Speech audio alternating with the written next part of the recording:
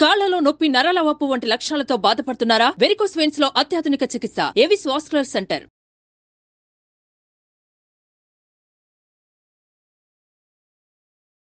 ఒక భార్య భర్త ఉన్నారట ఒక ఊళ్ళో. ఓ పుల్లమ్మ పుల్లయ్య అనుకుందాం. మీ అమ్మాయికి నచ్చుతాయా ఈ పేర్లు? ఖచ్చితంగా. సరే, పుల్లమ్మ పుల్లయ్య. ఈ పుల్లమ్మ కొద్దిగా అమాయకురాలు, కొంచెం, బాగా కాదు, తనకు కొన్ని తెలుసు, కొంత అర్థం కాదనమాట. సరే, అతను ఏం చేశాడట ఆ పుల్లయ్య ఒకరోజు ఏదో ఊరు వెళ్ళాల్సి వచ్చింది. ఊరు వెళ్ళాల్సి వచ్చి, ఏమే నేను ఊరు వెళ్ళాలి, రాత్రికి రాను, రేపు పొద్దుటికో రేపు మధ్యాహ్నానికి వస్తాను, తలుపు జాగ్రత్త అని చెప్పాడు. జాగ్రత్త అంటే సరే, తలుపు జాగ్రత్త. ఈవిడేం చేసింది, అన్నం వండుకు తింది. తర్వాత ఏమో కూర్చుని తలుపు కేసి చూస్తుంది. అలా చూస్తూ కూర్చుంది. తలుపు జాగ్రత్తగా చూడమన్నాడు భర్త, చూస్తుంది. ఇంతలో ఏమైందంటే పక్కింటి ఒక వెంకయ్య గారు ఒక ఆయన వచ్చి, ఏమోయ్ మీ అమ్మకు ఒంటో బాగుండలేదుట, ఆ ఊరు నుంచి వచ్చిన వాడు ఎవడో చెప్పాడు, ఒక్కసారి మీ ఆయన ఎలాగూ లేడు కదా, వెళ్ళి మీ అమ్మని చూసిరా అన్నాడు. అనేసరికి ఈవిడేమనుకుంది, సరే వెళ్తే బాగానే ఉంటుంది, మరి ఇల్లు ఎలాగా, ఈ తలుపు ఏమో జాగ్రత్తగా చూడమన్నాడు, ఈ తలుపును వదిలిపెడితే ఎలా కుదురుతుంది? అవును, తలుపును వదిలిపెట్టి వెళ్ళకూడదు. భర్త ఖచ్చితంగా చెప్పాడు, ఆయన చెప్పిన పని తూచా తప్పకుండా చేయాలి మనం. అందుకని ఏం చేసింది, జాగ్రత్తగా ఒక చిన్న గుణపం ఒకటి పట్టుకుని కాస్త అలాగా గోడను తవ్వి తలుపుని చేత్తో తీసుకుంది. ఊడబీకింది అనమాట, సింపుల్గా ఊడబీకి సంకలో పెట్టుకుంది. ఇప్పుడు పాతకాల ఇల్లు అంటే పెద్ద ఇల్లు కాదు కదా, సుమారైన గుడిసెలు, పెద్ద తలుపు కాదు, ఒక మాదిరి తలుపు, ఒక మనిషి ఒక మాదిరిగా మోయగలరు దాన్ని.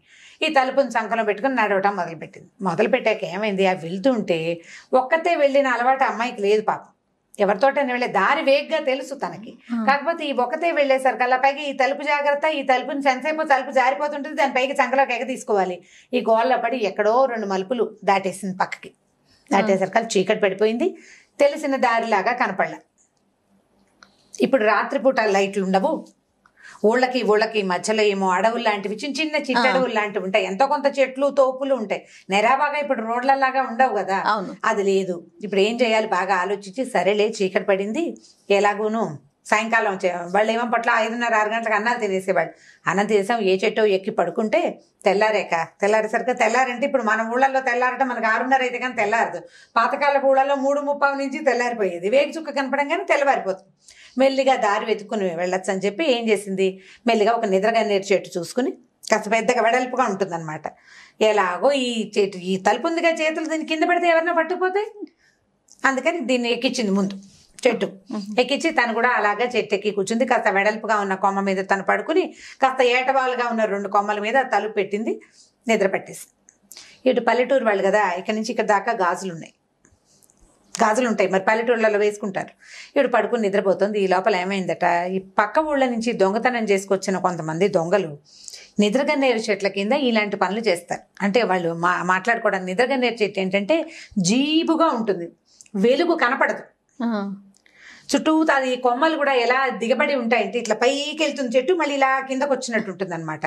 నిద్రగన్నేరు చెట్టు నీడలో కనుక నుంచుంటే మనుషులు ఉన్నట్టు కనపడదు. ఓకే, ఆ చెట్టుకున్న ప్రత్యేకత అనమాట అది. సరే, వీళ్ళు ఏం చేశారు, ఒక 6-7 దొంగలు ఉన్నారు, వీళ్ళంతా కలిసి ఈ చెట్టు కింద కూర్చొని డబ్బులు పంచుకుంటున్నారు. ఏదో చిన్న వెలుగులో, అంటే ఒక అలవాటైన ఆలోచనతోటి పంచుకుంటున్నారు అనమాట. పెద్ద నోటు, చిన్న నోటు, పెద్ద కాసు, చిన్న కాసు లెక్కలు. ఈ లోపల ఏమైంది, పైన పడుకుంది కదా, వీడికి బాగా చల్లగాలికి మంచి గాఢంగా నిద్ర పట్టేసింది. అలాగే చెయ్యి తీసి ఈ తలుపు మీద వేసేసరికి చేతులు గాజులు గల్లు మన్నాయి. ఏంట్రా ఏదో గల్లుమని శబ్దం వస్తుంది, విన్నారు వీళ్ళు. అక్కడి నుంచి కాళ్ళకి కడియాలు, పాంజేబులు ఉన్నాయి, ఊళ్ళల్లో కనపడుతుంటాయి ఇప్పుడు కూడా.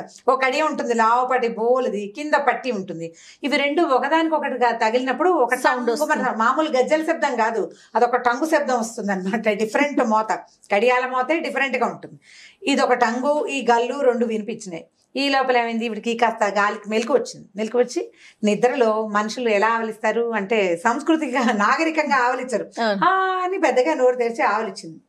ఆవలింత, గాజులు, కడియాలు, ఈ మూతలన్నిటితోటి ఏదో దయ్యం రోయ్, మనమేమో చేరింది నిద్రగన్నేరు చెట్టు, ఏదో ఉంది పైన, వీళ్ళు బెదిరే లోపల ఏమైంది, ఈ అమ్మాయి మంచి ఆవలింత తీసింది, గబుక్కుని పక్కకి తిరిగి పడుకోపోయింది.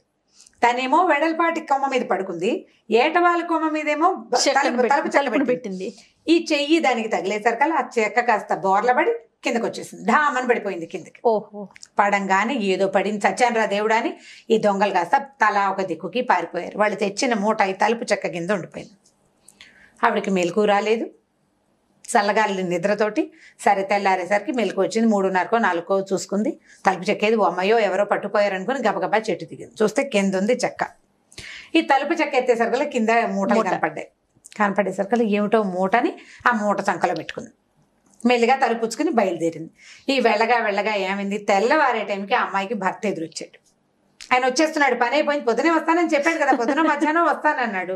ఇదేమిటో ఇదే వచ్చావు, ఈ తలుపు ఏమిటంటే నువ్వే కదటయ్యా తలుపు జాగ్రత్తగా చూడమన్నా అంటే, నీ బొందా నేను చూడమన్నది అది కాదు, తలుపు జాగ్రత్తగా వేసుకోమన్నాను, నువ్వు ఆ మాట చెప్పలేదంటుంది ఈవిడ.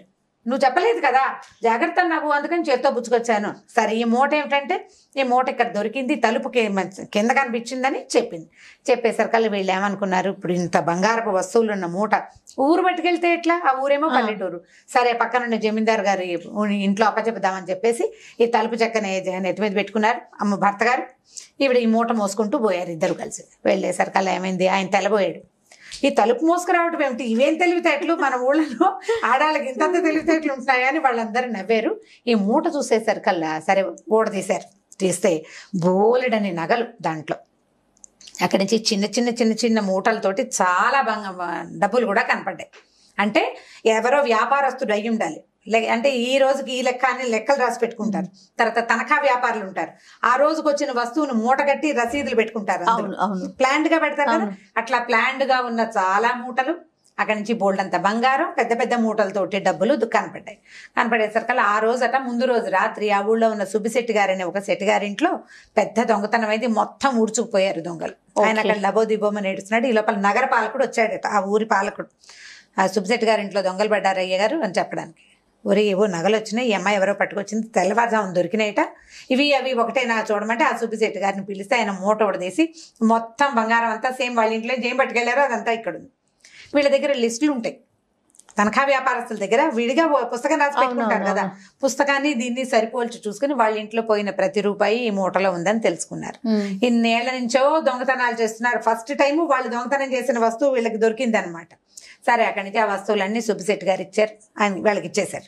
ఇచ్చేస్తే ఆయన ఏమన్నాడు, బంగారు తల్లి నువ్వు ఎక్కడ మంచిదానివమ్మా, ఇవన్నీ నువ్వు చేత్తో పుచ్చుకుపోయినా మీ ఊళ్ళో మీరందరూ పనిచేసుకున్నా నాకు తెలిసేది కాదని ఆ అమ్మాయికి కడియాలు అందులో అన్ని కొత్త వస్తువులు ఇచ్చారు. ఆ వస్తువు ఉన్న మూటలో నుంచి తలా ఒక వస్తువు ఇచ్చి, బంగారం శుభంగా వెళ్ళిరామ్మా, నీ తలుపు జాగ్రత్త నా అదృష్టానికి వచ్చింది అని చెప్పి పంపించారు.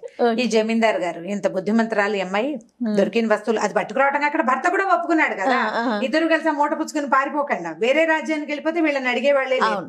అందుకని ఆయన కూడా చాలా మెచ్చుకుని ఏదో కొంత డబ్బిస్తే వీళ్ళు ఊళ్ళో అంతకుముందు వీళ్ళకి ఏం లేదు పాపం, 2 ఎకరాల పొలం కొనుక్కుని హాయిగా సంతోషంగా ఉన్నారు.